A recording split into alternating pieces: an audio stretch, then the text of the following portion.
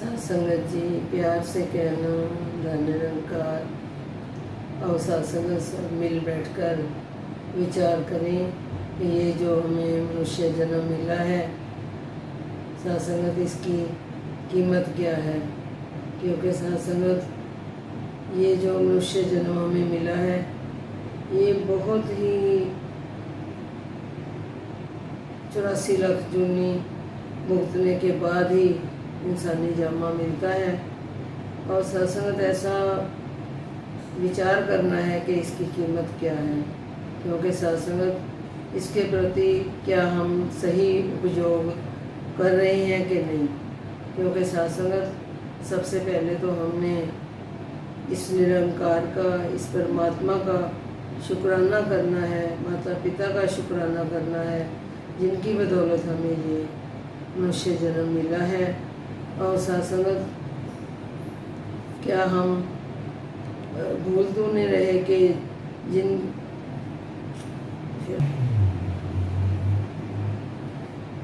भूल तो नहीं रहे कि क्या हम जिनकी बदौलत इस दुनिया में आए हैं, इतना महान जीवन हमें मिला है, जिन्होंने पाल पोस कर हमें बड़ा करा है और जिन्होंने इतनी अच्छी हमें सिखलाई दी है, उनके प्रति हमारी जिम्मेवारियाँ क्या हैं। क्या हमारे भी कुछ फ़र्ज़ बनते हैं कि हमने अपने माता पिता का, अपने परिवार का और इस निराकार का भय में रहकर क्या हम अपना जीवन व्यतीत कर रहे हैं कि नहीं। और सत्संग कई बार घर में बहुत परेशानियां हो जाती हैं, घर में बहुत तनाव खड़े हो जाते हैं। तो सत्संगत हमने अपने ऊपर ही फोकस रखना है कि क्या हमारे कारण तो नहीं इस परिवार में कोई परेशानी हो रही। क्योंकि सत्संगत जब हम सब ये अपने ऊपर ही फोकस रखेंगे, अपने आप को सुधारने की कोशिश करेंगे, तो परिवार में कोई ऐसी परेशानी है नहीं कि जो रह जाएगी। हमेशा कोशिश करनी है हमने कि घर में खुशी वाला माहौल बना रहे। अपने माता पिता से भी हमने पूछते रहना है कि कोई प्रॉब्लम तो नहीं है, पर ऐसा कि आपको किसी कारण कोई उदासी तो नहीं है। या अपने छोटे बहन भाइयों से हमने ध्यान रखना है कि क्या उनको किसी चीज़ की ज़रूरत तो नहीं है। क्योंकि सत्संग जो संत जो आता है, जन्म लेता है, वो दूसरों के भले के लिए ही आता है। तो हमने सबसे पहले तो सेवा भाव लेकर ही चलना है। क्योंकि सत्संग सबसे उत्तम सेवा जो होती है, अपने मन को साफ रखकर, अपने खुशी को ना देखते हुए दूसरे की खुशी को हमेशा अपना जीवन कुर्बान संत कर दिया करते हैं।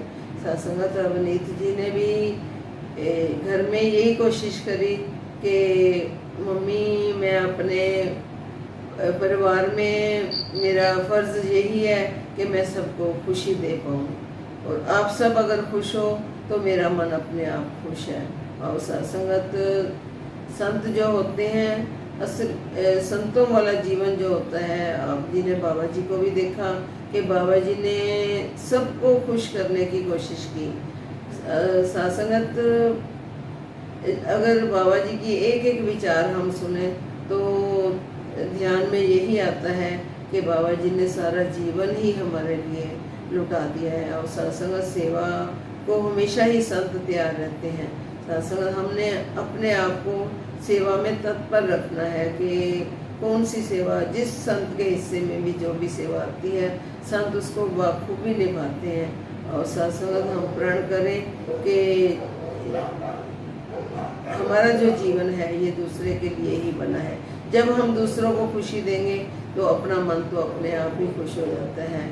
और सत्संगत सेवा के भाव से एक बार की बात दासी आप जिसे शेयर करेगी। सत्संगत एक बार चंडीगढ़ में ही मौली जगरा में बाबा जी ने आना था और दासी की ड्यूटी सेवा दल में लगी हुई थी। तो सत्संग घर में बुजुर्ग मदर इन लॉ भी थे, उनकी तबीयत भी ठीक नहीं रहती थी, लेकिन सत्संगत वो भी मदर इन लॉ भी पूर्ण तौर पर इस निराकार के साथ जुड़े हुए थे।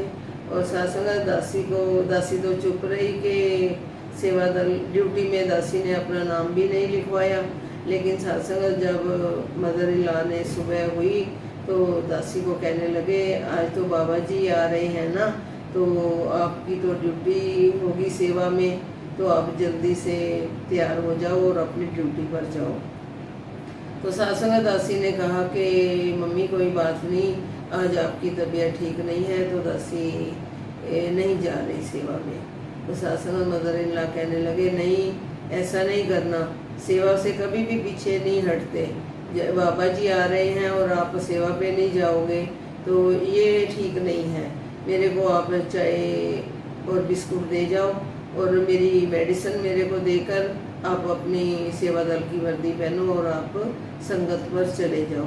सासंगा सत वचन कर कर दासी तैयार हो गई और वहाँ जाके बाबा जी का टाइम 10 से 2 बजे की संगत का टाइम था। तो सासंगा दासी 1 घंटा पहले सेवा दल ने वहाँ पहुँचना होता था, तो दासी ने उसी टाइम 9 बजे वहाँ पहुँच गई और सेवा दल के जो हमारे संचालिका बहन थी उनको बोला कि मदर इन लॉ का हुक्म आया है कि आपने सेवा पे जाना है। तो उन्होंने कहा कोई बात नहीं, आप आ गए ड्यूटी पर, और पंडाल में ड्यूटी लगी हुई थी पंचकूला की। तो सासंगा दासी की ड्यूटी स्टेज के पास ही, जहाँ से बहनें नमस्कार करती हैं, वहाँ पर लगी। तो दासी वहाँ खड़ी हुई, अभी बाबा जी के आने में टाइम था, तो संगत भी स्टार्ट नहीं हुई थी। तो दासी वहाँ खड़ी हुई सिमरन कर रही थी। तो आंखें बंद करके जैसे ही दासी ने सिमरन शुरू करा तो एकदम से बाबा जी सामने आए निराकार रूप में, और बाबा जी कहने लगे आपको पता है ना घर में मदर इन लॉ की तबीयत ठीक नहीं है और आप यहाँ ड्यूटी नहीं करोगे, आज आपकी ड्यूटी घर में है। तो सासंगा दासी को एकदम से झटका सा लगा और दासी ने जैसे ही आंखें खोली तो सामने बाबा जी नहीं दिखाई दिए। तो दासी ने सोचा वैसे ही मन में ये भाव चल रहा है, शायद इसीलिए दासी को महसूस हुआ है। और दूसरी बार फिर जब दासी ने आंखें मूंद के सिमरन शुरू कर लिया तो फिर बाबा जी वैसे ही सामने आ गए और बाबा जी कहने लगे मैंने आपको बोला है ना आज आपकी ड्यूटी घर में है, मदर इन लॉ की सेवा करो। तो सासंगा दासी ने वहीं पर खाली स्टेज पे नमस्कार रखी और नमस्कार करके सीधा वहाँ से अपने घर को वापस आ गई। और घर आते ही मदर इन लॉ कहने लगे क्या बात तू फिर वापस क्यों आ गई है। तो सासंगा दासी की आंखों में आंसू, और दासी ने मदर इन लॉ को कहा कि मम्मी बाबा जी ने आज मेरी ड्यूटी आपकी सेवा में लगाई है, तो बार बार बाबा जी मेरे को यही कह रहे हैं कि जाकर मदर इन लॉ की सेवा करो। तो सासंगा माता जी कहने लगे तू बहुत बेअंत है मेरे सच्चा बादशाह, तेरे को सबका ध्यान है। और सच्चा सासंगा जैसे सतगुरु ने हमें सिखाया है कि हमने बड़ों का कैसे सत्कार करना है, भक्ति को घर से शुरू करना है। कल भी दासी ने प्यार के ऊपर ही बात रखी कि सिखलाई सारी ये बाबा जी की है, जो बाबा जी हमें सिखा रहे थे। अगर अभी तक हमने इन बातों की तरफ ध्यान नहीं दिया, अगर हमने कुछ सीखा ही नहीं है, सासंग आओ हमेशा मन में भाव बना रहे कि हमने सीखने के लिए ही हम संगत पर जाते हैं, या घर में भी हमारे संगत ही है जो परिवार के साथ हम मिल बैठते हैं। तो ये भी एक महापुरुषों वाला परिवार जो होता है वो एक संगत का रूप बन जाता है। और सत्संग जब घर में भी कोई आदेश हमारे लिए आते हैं, हमारे बड़े बुजुर्ग कोई आदेश हमें देते हैं, तो उनकी भी हमने पालना करनी है। और सत्संग अगर घर से हम पालना शुरू करके संगत में जाते हैं तो संगत का भी फिर आनंद आता है। और सत्संग दासी को भी आशीर्वाद दो कि ये जो भाव बाबा जी ने जो सिखलाई दी है ये अंत श्वासों तक दासी भी इन पर अमल कर पाए, और अपने परिवार का भी और अपने समाज का भी, अपने देश का भी, अपने सब तरफ देखते हुए अपने जीवन का निर्वाह करे। और हमेशा मन में यही भाव रहे कि मेरे प्रति तो किसी को कोई मुश्किल नहीं है। और सत्संग अगर हमारे कारण किसी का मन परेशान होता है तो सत्संग हमारा जीवन व्यर्थ है। और सत्संग दासी पर भी मेहर भरा हाथ रखना कि दासी भी हर संत को खुश कर पाए और परिवार में भी पूरा ध्यान देते हुए अपने जीवन का निर्वाह करें। साथ संगत जी प्यार से कहना। धन्यवाद। अब सुना इसमें